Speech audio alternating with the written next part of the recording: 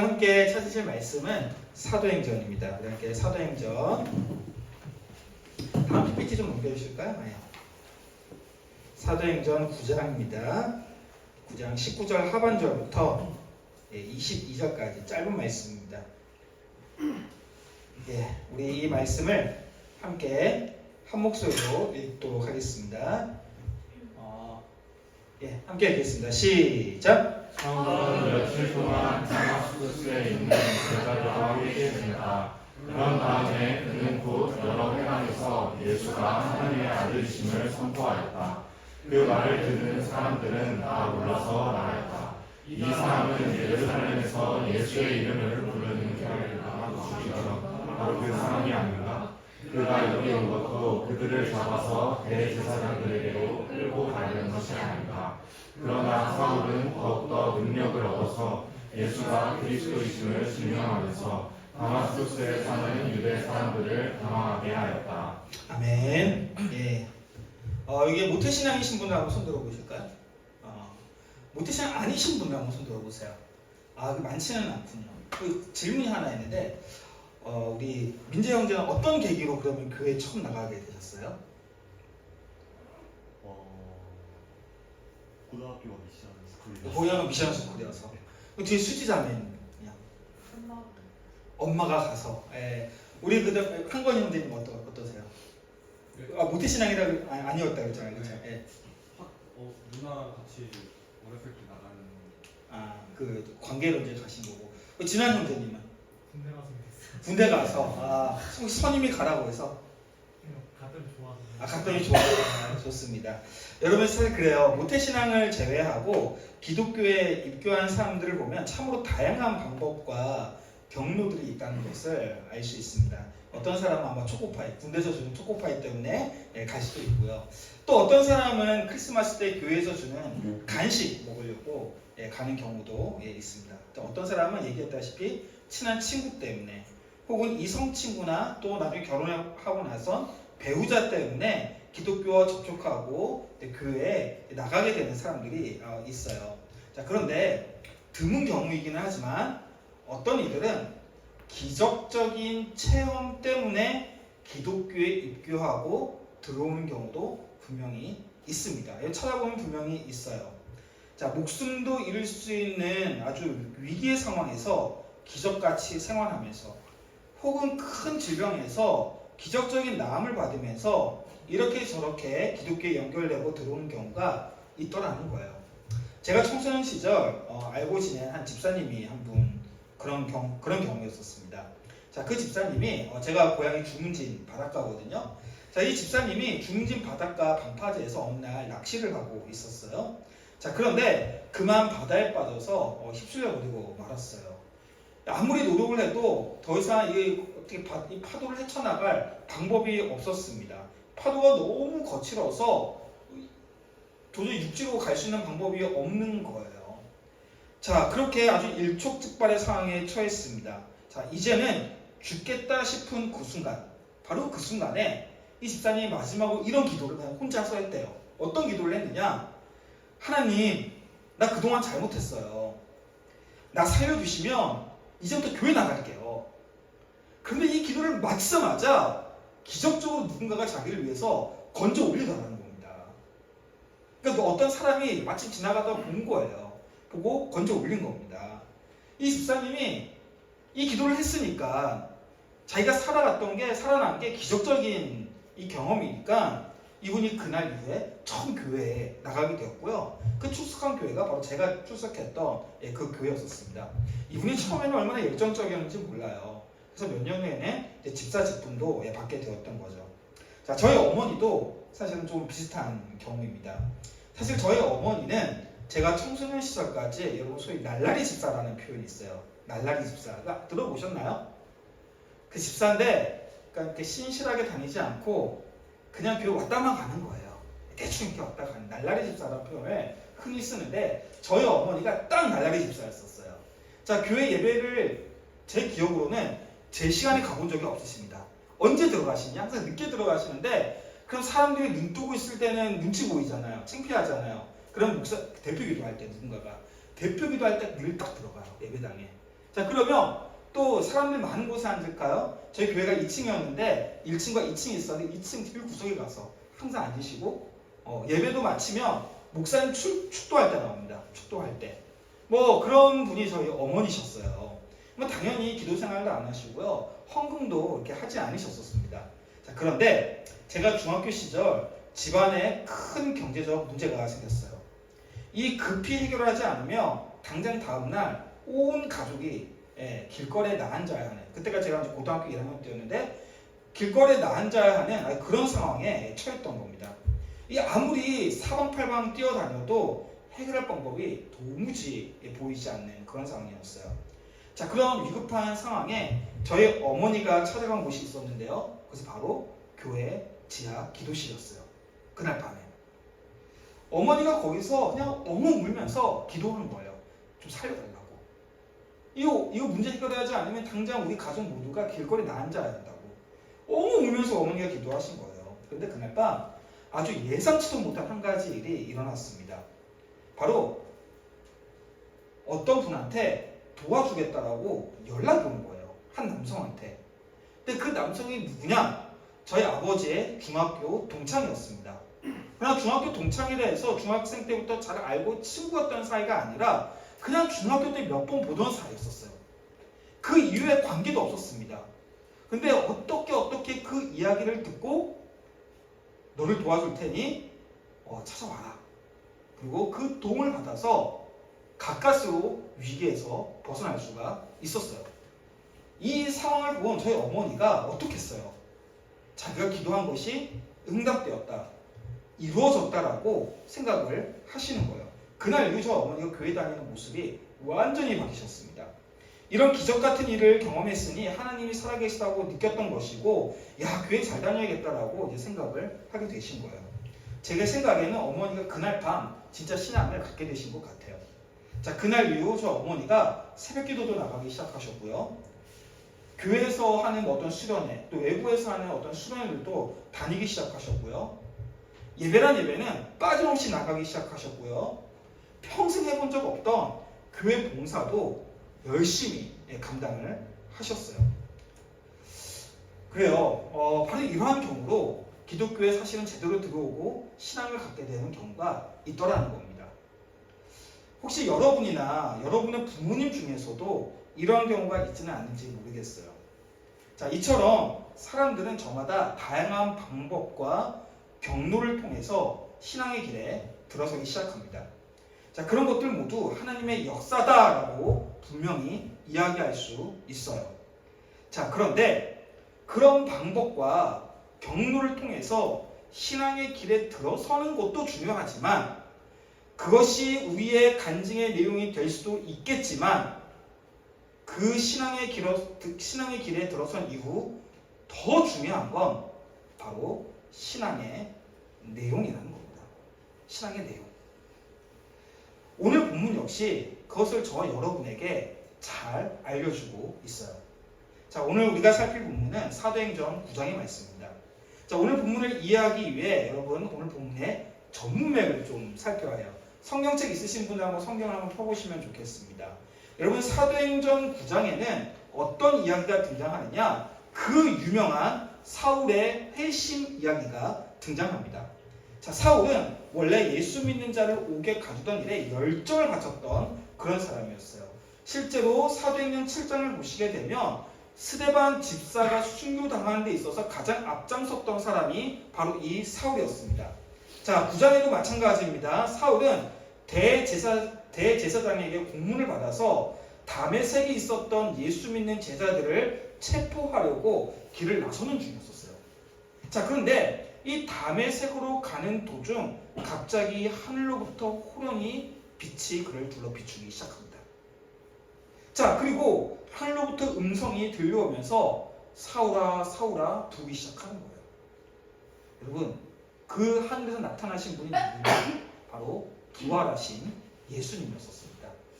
이 부활하신 예수님이 사울에게 나타나셔서 다메섹으로 가고 있는 사울에게 나타나셔서 사울에게 구원을 베푸시고 그를 새로운 사람으로 만드셨던 사건이 소위 다메섹에서의 사울의 회심 이야기입니다. 그것이 바로 오늘 본문 직전의 이야기예요. 참 여러분 이 이야기가 어떻습니까? 굉장히 초월적인 방식입니다.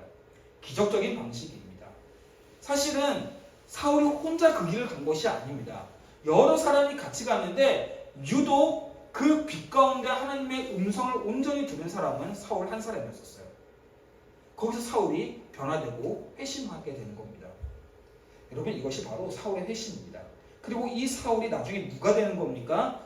익히 우리가 잘 아는 그 유명한 사도 바울이 되는 거예요. 여러분 오늘 본문은 어떤 내용이냐? 바로 사울의 회심 직후에 다메섹에서 보였던 그 행적을 보도하고 있어요. 자, 읽었다시피 사울은 회심을 하자마자 예수님 전하는 아주 열정적인 증인이 되기 시작합니다. 어제까지 예수 믿는 자를 핍박하는 일에 열정이었던 사람이 그야말로 180도 지금 바뀐 거예요. 이 일에 가장 충격을 받았던 사람은 당연히 예수 믿는 제자들이었습니다. 사울이 변했다고? 그래서 어떤 사람은 믿지도 못했어요. 그러나 정말 변한 거예요. 어제까지 우리를 핍박했던 사람이 이제는 예수를 전하는 사람이 되니까 매우 놀랐던 겁니다. 자, 그런데 더 충격을 받았던 사람들이 있었습니다. 그들은 누구냐? 바로 유대인들이었어요. 유대인들. 우리 편이라 생각했던 그 사울이 갑자기 남의 편이 되어서 나타난 거예요.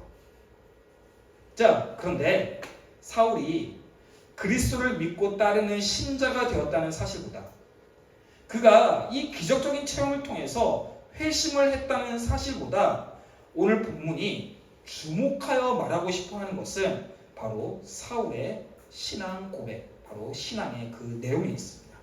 그 내용이 있어요. 자, 여러분 20절 한번 보도록 하겠습니다. 20절 함께 읽겠습니다. 시작. 그런 다음에 그는 곧 여러 회당에서 예수가 하나님의 아들이심을 선포하였다. 자, 개역 개정이 이렇게 되어 있어요. 즉시로 각 회당에서 예수가 하나님의 아들이심을 전파하니. 자, 무엇이라고 전파했다라는 거예요? 예수는 하나님의 아들다라고 전파하기 시작했다라는 겁니다. 여러분, 이 표현이 참 중요해요. 사도행전에서. 왜 중요하느냐? 사도행전에서 예수님을 가리켜서 하나님의 아들이라 부르는 것은 이게 처음입니다. 처음으로 등장하는 표현이에요. 즉 사울은 다메섹의 회심 사건을 통해 분명하게 알게 된 것이 한 가지가 있었는데 그것은 예수가 나사렛의 청년 예수가 십자가에 처형당했던 그 예수가 하나님의 아들이라는 것을 분명히 알았다는 겁니다. 예수는 단순히 나사렛의 청년 십자가 처형당한 사형수가 아니라 부활하셔서 하나님의 아들로 인정된 분이라는 이 사실을 분명히 알았어요. 그리고 그것을 이야기합니다. 이게 사도행전에 처음 나오는 겁니다. 여러분 유대교 신앙의 지평에서 어떤 인간을 가리켜서 하나님의 아들이라 말하는 건 무척 도발적인 말입니다. 그런데 바리새인도 사두개인도 서기관도 아닌 저 나사렛에 살고 있었던 예수가 하나님의 아들이라는 말, 그들이 십자가에 죽였던 예수가 하나님의 아들이라는 말을 지금 누가 하고 있는 거예요? 어제까지 유대교에 열정적이었었던 사울이 말하고 다니는 거예요. 그걸 공개적으로 선언하고 다니는 겁니다. 여러분 이것이 바로 사울의 믿음의 내용, 신앙의 지식이었어요. 여러분 여기서 그치지 않습니다. 22절입니다. 22절 함께 읽겠습니다. 시작. 그러나 사울은 더욱더 능력을 얻어서 예수가 그리스도이심을 증명하면서 다마스쿠스에 사는 유대 사람들을 당황하게 하였다. 자, 예수를 무엇이라고 또 증언했다 그래요? 그리스도다라고 증언하기 시작하는 겁니다. 예수가 우리가 그토록 기다렸던 메시아, 당시 유대인들은 메시아를 기다리고 있었거든요. 그런데 다른 사람이 아니라 그 예수가 십자가에 죽었던 예수가 메시아 구원주라는 사실을 선포하기 시작하는 거예요. 유대인들이 그토록 바라고 기대했던 구원주가 예수라고 바로 어제까지 유대교인이었던 사울이 이야기하고 다녔다는 겁니다. 결국 사울은 예수를 뭐라고 고백하고 있는 거예요? 뭐라고 고백하고 있습니까? 그리스도 또 하나님의 아들, 그리스도이고 하나님의 아들이라고 고백하고 있어요. 여러분, 이 사울의 고백을 보면 누가 떠오릅니까? 떠오르는 사람이 있어야 돼요. 베드로가 그래요. 예수님이 묻잖아요. 너는 나를 누구라고 하느냐? 베드로의 유명한 고백, 주는 살아계신 하나님의 아들이요 그리스도이십니다 라는 고백을 베드로도 합니다. 이 사울의 증언하고 다니는 이 내용은 베드로의 신앙 고백과 정확하게 일치하고 있어요. 여러분, 우리는 바로 이 바울이 말하고 다닌 내용에 주목하셔야 합니다. 왜냐하면 여기에 사울의 분명한 신앙의 내용이 담겨 있기 때문이에요. 그럼 보십시오. 제가 오늘 이 본문을 묵상하면서 꼭 이야기하고 싶었던 것이 있어요. 지금 사울은 유대인들 사이에서 자기가 경험한 기적 체험을 1절 말하지 않았습니다. 그것이 중요하지 않았어요. 내가 호련히 나타난 빛 가운데 예수님을 보았다고, 놀라운 기적을 경험했다고, 신비한 이 체험을 했다라고, 부활하신 예수님을 내가 다메섹 도상에서 목격했다라고 그 얘기하지 않았어요. 오히려 그가 말하고 있는 내용의 핵심 포인트는 무엇에 담겨 있습니까? 바로 예수는 그리스도시고 하나님의 아들이라는 것, 바로 그 사실을 이야기하고 다녔다는 겁니다. 여러분, 바로 이것이 유대인들의 지성과 감성에 큰 타격을 입혔고 그리스도를 따르는 제자들에게는 용기와 위로를 주었어요. 여러분, 그렇습니다. 신앙의 길에 들어서는 것은 여러분 다 다양할 수가 있어요. 거기는 정답이 없습니다. 정말 다 다양할 수 있어요. 기적이 있을 수도 있고요, 아닐 수도 있습니다. 저도요, 어머니 등에 업혀서 제 의지와 상관없이 교회 나갔어요. 제가 교회 2살 때 어머니가 그때 전도받아서 처음 교회 나가셨거든요. 그러니까 저도 제 의지와 상관없이 교회를 나간 거예요. 뭐 그렇게 교회 갈 수가 있습니다. 근데 여러분, 그런데 그게 어떠한 방법이든 상관은 없습니다. 더 중요한 문제가 있어요. 바로 내가 믿고 따르는 예수님이 누구신지 바로 알고 고백할 줄 아는 믿음의 내용이 훨씬 중요하다는 겁니다. 내 경험도 소중하지만 여러분, 예수님이 누구인지 분명하게 알고 고백하는 것보다 더 중요하진 않아요. 내 기적 체험도 좋지만 그것만 이야기하면 남는 건 예수님이 아니라 내 경험과 체험, 내 얘기만 남아요. 그래서 여러분, 바울이 직접 쓴 서신서, 바울의 서신서를 보면 아주 재밌는 현상이 한 가지가 있습니다. 그것이 무엇이냐? 바울은요, 바로 이런 다메섹에서의 놀라운 기적 체험을 했음에도 불구하고 자신의 서신서 어디에도, 본인이 직접 썼던 서신서 어디에도 다메섹 회심 체험을 1절 언급하지 않습니다. 단 한 번도 이야기하지 않아요. 단 한 번도. 내가 이렇게 부활하신 예수를 보고 그 음성을 들었다는 얘기를 단 한 번도 이야기하지 않습니다. 눈을 씻고 찾아봐도 그게 없어요. 오히려 바울은 무엇을 이야기하는 것에 지극한 관심이 있었느냐? 예수가 하나님이시고 그리스도라는 사실, 예수가 하나님의 아들이고 그리스도라는 사실을, 이 사실을 이야기하는 것 자체에 몰두해 있었던 사람이에요. 그것이 사울의 가슴을 움직였고, 사울의 인생을 움직였고, 사울의 삶을 움직였어요. 여러분, 특별히 고린도 후서를 보시게 되면 바울이 아주 중요한 이야기를 한 가지 하게 되는데요. 바울은 여러 신비 체험을 이야기하면서 신비 체험을 이야기하는 것은 결국 자기 자랑일 뿐이라고까지 아주 강력하게 보고 있습니다. 그래서 바울은 그 이야기 하지 않습니다.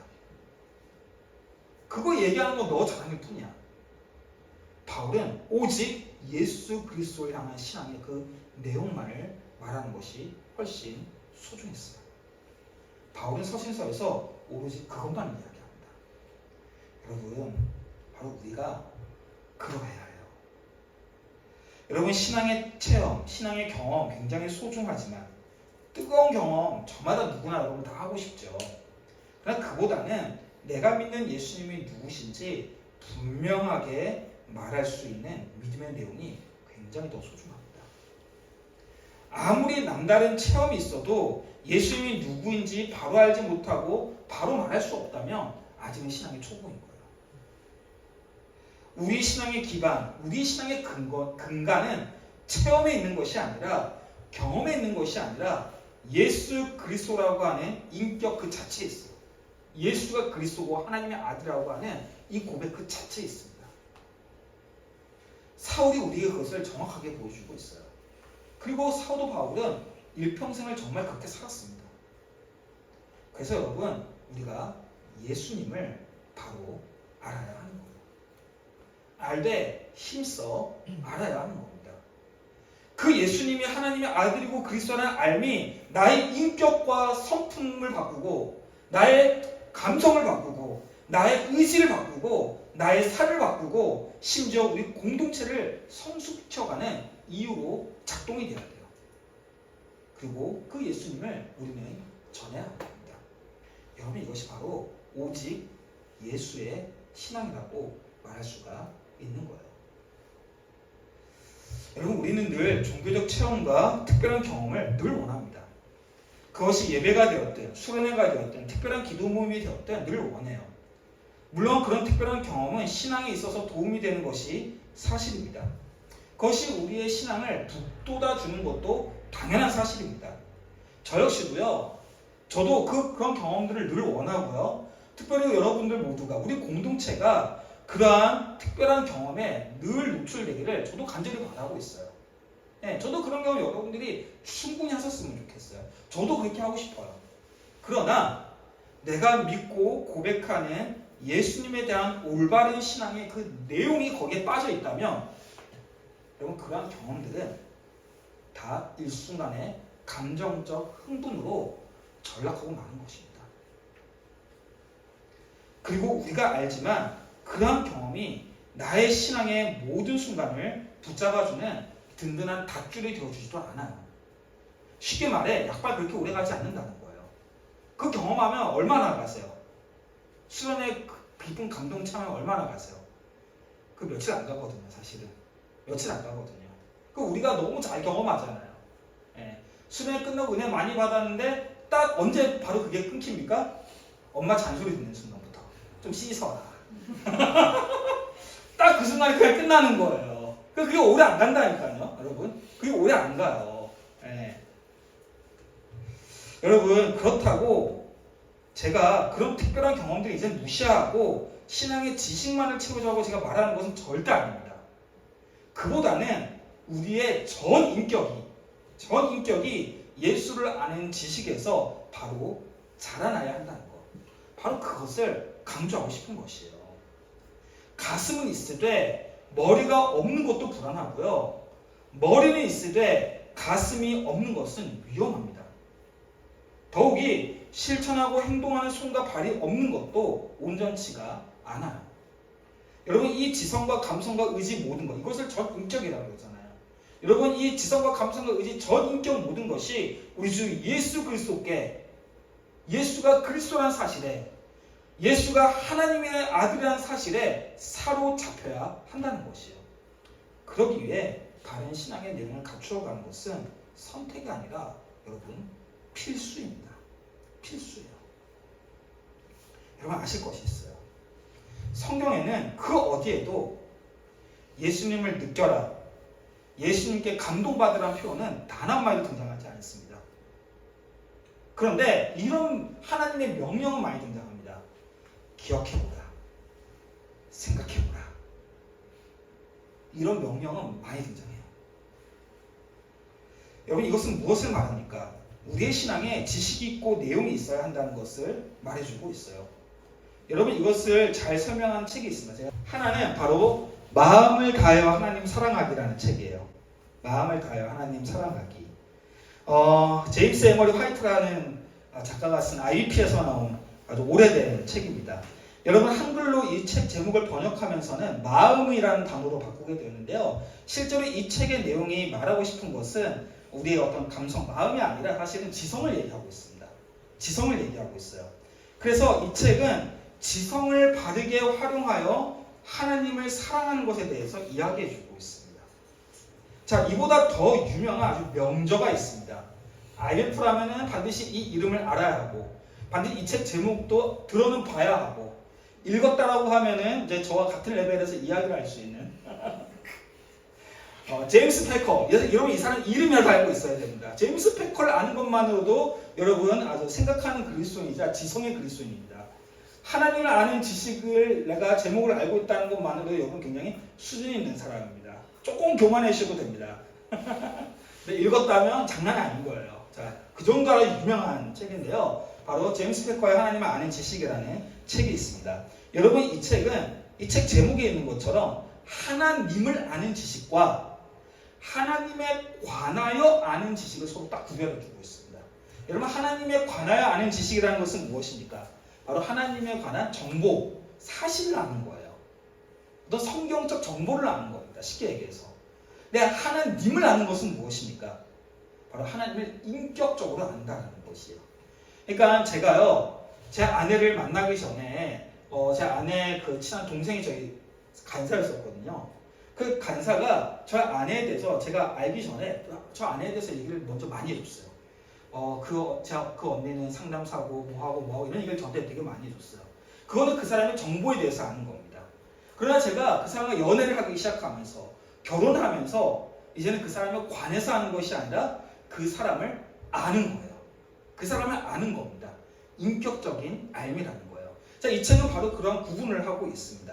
자, 그런 측면에서 하나님을 전인격적으로 아는 하나님을 아는 지식이 무척 중요하다고 얘기하고 있는데요. 그러나 그럼에도 불구하고 이 책이 궁극적으로 강조하고 싶은 것이 있는데 바로 하나님을 아는 지식을 위해서는 그럼에도 불구하고 하나님에 관할 아는 지식이 우리에게는 분명히 있어야 한다는 거예요.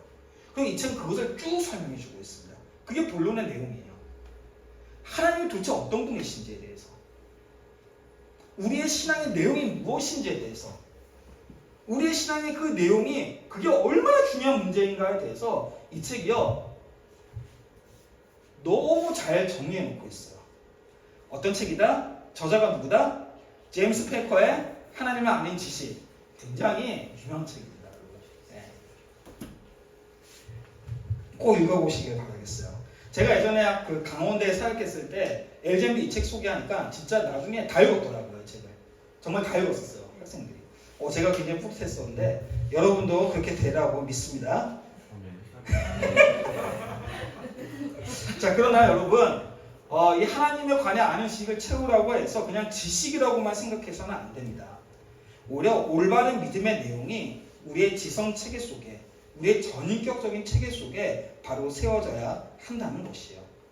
예수가 하나님의 아들이라는 것과 그분이 그리스도라는 것이 과연 무엇을 의미하는지, 그것이 왜 그토록 소중한 믿음의 고백인지, 왜 그게 얼마나 중요했으면 베드로도 사도 바울에게도 공이 동일하게 나타나는지, 여러분 이 사실을 바로 우리가 세워가지 않으면 하나님을 아는 지식에 있어서도 그 인격적인 알미에 있어서도 부족하다는 것이 바로 이 책이 말하고 싶어하는 내용이에요. 여러분 그런 측면에서 제가 여러분들한테 질문을 한 가지 좀 할게요. 과연 나에게는 예수가 그리스도라는 사실이 여러분 어떤 무게감을 가지고 있습니까? 예수가 하나님의 아들이라는 이 말은 여러분에게 얼마나 심각한 도전이 있습니까? 여러분 예수가 하나님의 아들이고 그리스도라는 말은 우리가 이 신앙 공동체에 있으면 늘상 익숙하게 찬양하고 고백하는 일인데 너무 쉽게 말할 수 있는 거예요. 그런데 그냥 그렇게 말하는 것이 아니라 그 말이 지닌 여러분 각자에게 주어지는 무게감이 어느 정도냐라는 거예요. 무게감이. 그 무게감. 그 심각함이 어느 정도냐라는 거예요. 여러분 베드로와 특별히 사도 바울 같은 경우에는 이 말이 지니는 무게감이 얼마나 심각하고 무거웠던지 이 얘기를 안 할 수가 없었던 거고요. 이것이 자신의 삶을 이끌어가지 않을 수가 없었던 것이에요. 여러분 그 말의 무게감을 온전히 안다면 삶의 방향과 삶의 이유와 삶의 결은 달라질 수밖에 없습니다. 오늘 사울이 정확히 그런 거예요. 여러분 그래서 우리에게는 이 믿음의 내용을 담아가는 훈련이 참으로 소중한 겁니다. 참으로 소중한 거예요. 여러분 학기 중 성경 공부는 여러분 그저 관례적으로 해오는 소그룹의 컨텐츠가 아닙니다. 믿음의 내용을 채워가는 무척이나 소중한 시간들이에요. 더욱이 방학 중 수련회와 훈련은 해병대 체험처럼 그냥 방학 방중에는 특별 신앙 체험 프로그램이 아닙니다. 거기서 예수님이 누구신지, 하나님의 나라라고 하는데 도대체 하나님의 나라라는 것이 과연 무엇인지, 그리고 성경이 진정 저와 여러분과 이 세상 속에서 말하고 싶은 것이 무엇인지를, 그 내용을 바로 알아가고 정리해가는 시간이에요. 여러분들에게 그저 똑같은 집회에서 주는 특별한 신앙의 체험을 제공해주고 싶다면 저희는 그 시간에 할 이유가 없습니다. 그러려고 하지 않아요. 분명히 우리의 믿음의 내용이 무엇인지 그 얘기를 하고 싶다는 거예요. 여러분, 특별히 이번 수련회 GBS 제가 만들거든요. GBS를 제가 준비하는데 그 GBS 1과에서 우리 조장님들 두 분 있어요. 수련 조장. 우리 시민이하고 유빈 잘 들으세요. GBS 1과는 예수님이 그리스도이시고 하나님의 아들이라는 말이 가지는 그 의무와 무게감을 아주 심층적으로 살필 거예요. 1과에서는요. 아주 심층적으로 살필 겁니다. 그 말이 지닌 무게감이 과연 어느 정도인 건지에 대해서. 그러니까 그걸 살펴야 돼요. 조상님들은 GBS를 준비하시면서. 예. 자, 여러분, 이 과정을 통해서 그래서 이런 목적을 가지는 거예요. 무엇이냐? 그래서 네가 도대체 믿는 것은 뭔데? 그래서 도대체 내가 믿는 것은 뭔데? 네가 교회 잘 다니는 건 알겠고, 그리스도인이라는 것은 알겠고, 교회 다니는 사람인 걸 알겠고, IBF라는 것은 알겠는데, 그래서 도대체 네가 믿고 있는 것은 뭔데? 라는 이 질문에 답을 하는 시간을 가질 거예요. 여러분, 그런 측면에서 이 방학중 훈련과 수련회 등은 굉장히 소중합니다. 여러분, 그 이 시간을요, 대학의 시기에 진짜 제대로 가질 수 있지, 졸업하고 나면 그 시간을 갖기가 굉장히 어려워요. 정말 바쁜 삶이거든요. 여러분, 우리가 복음을 전하는 삶에 있어서도 이러한 내용들은 굉장히 소중합니다. 여러분, 오늘 본문을 잘 보세요. 오늘 본문을 잘 보시면 사울은 유대인들에게 야, 교회 가자 이런 얘기 하지 않습니다. 야, 예수 믿는 사람들 공동체는 너무 좋아, 이 가자 이런 얘기 하지 않아요. 야, 우리 교회 가자, 우리 IBF 가자, 우리 IBF 되게 좋아 이런 얘기 하지 않습니다. 사도 바울은 내가 믿는 믿음의 내용을 아주 분명하게 전달하고 있어요. 그 사실을 전달합니다. 여러분, 이것이 바로 전도라는 거예요. 여러분, 교회 가자, IBF 조은이 함께 가자라고 하는 것은 전도가 아니라 홍보입니다. 그건 홍보예요. 전도가 아니라 홍보예요. 헷갈리시면 안 돼요. 많은 사람이 교회 가자를 전도라고 얘기하는데 엄밀하게 그건 홍보는 전도가 아닙니다. 왜? 무슨 일 있어요? 너무 웃겨서. 웃겨요? 제가 네. 홍보를 너무 열심히 하는 홍보는 되게 열심히 하는 거예요. 네, 좋아요. 홍보 진짜 열심히 해서 오늘 강원대 인물 많잖아요. 홍보의 효과인 거 제가 알아요. 그러나 우리가 궁극적으로 살아갈 삶은 어떤 삶입니까? 바로 예수를 전하는 삶이에요. 예수가 어떤 분이신지에 대해서. 여러분, 이걸 가르쳐서 전도라고 하는 겁니다. 여러분, 하나님은 저와 여러분을 교회 마케팅 전문가, IBF 마케팅 전문가로 부르지 않으셨습니다. 오로지 복음을 전하는 증인으로 궁극적으로 우리를 부르셨어요.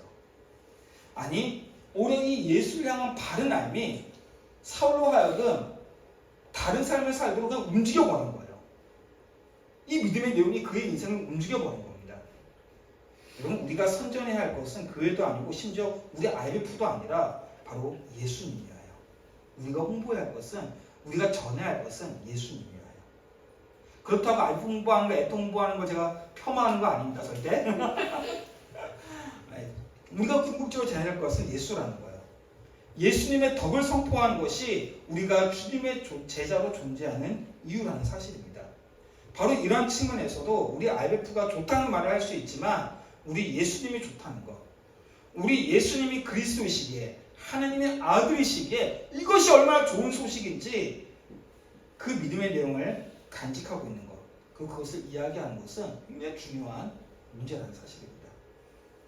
이런 말씀을 제가 좀 정리할게요. 최근에 MBC 에브리원에서 새롭게 방영하고 있는 예능 프로그램이 하나 있습니다. 제가 시간 될 때 좀 챙겨보거든요. 재밌어서. 그게 바로 성지순례라고 하는 프로그램입니다. 보신 적 있으신가요? 성지순례. 있어요. 그렇죠? 어떤 프로그램인지 한번 좀 대략 얘기해 줄 수 있을까요? 네.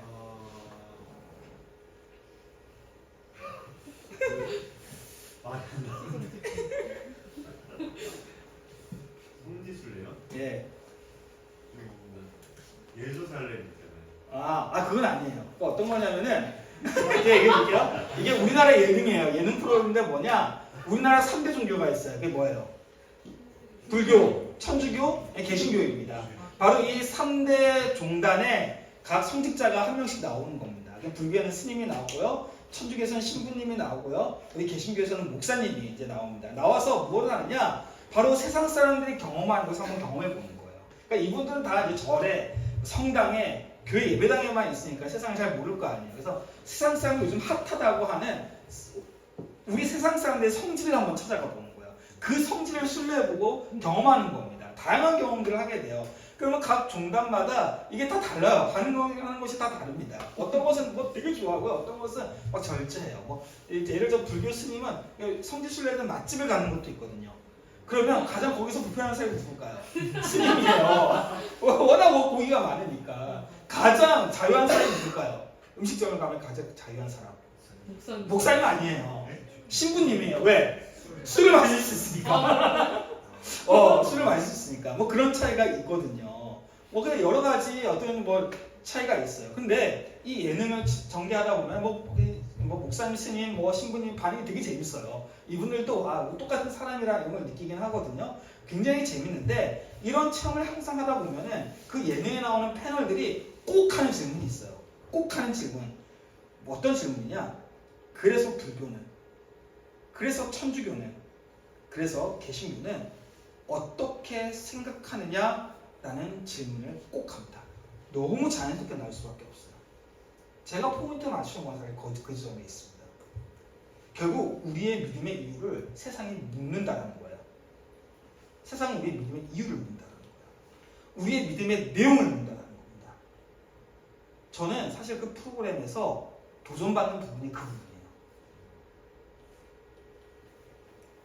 세상이 우리에게 궁금해하는 것이 바로 이것이에요. 그건 알겠고, 그래서 네가 믿는 것은 도대체 뭔데? 이 질문을 세상은 우리에게 깊은 궁금증을 가지고 있어요. 여러분 그 질문에 답할 준비가 되셨습니까? 예수 그리스도라는 그 사실에 대한 전인격적 알미 든든한 기초석처럼 여러분 가운데 자리 잡고 있습니까? 여러분 오늘 말씀은 바로 그런 심각한 도전을 저 여러분에게 주고 있는 겁니다. 바라기는 여러분 우리 IF 공동체의 형제 자매들만큼은 좀 남다르시길 바라겠어요. 그저 공동체가 좋아서 좋은 것이 아니라, 사실 그렇게 좋을 수도 있죠. 그걸 폄훼하고 싶은 마음은 없습니다. 저도 IF가 좋아서 계속 남은 것도 분명히 있어요. 그러나 그것을 넘어서 이곳을 통해 예수님을 바로 알 수 있는, 예수님에 대한 고백을 온전히 할 수 있는 자리가 바로 이 자리가 되기를 간절히 바라겠습니다. 바로 그 예수 그리스도를 아는 알면서 자라는 저 여러분이 되기를 간절히 바랍니다.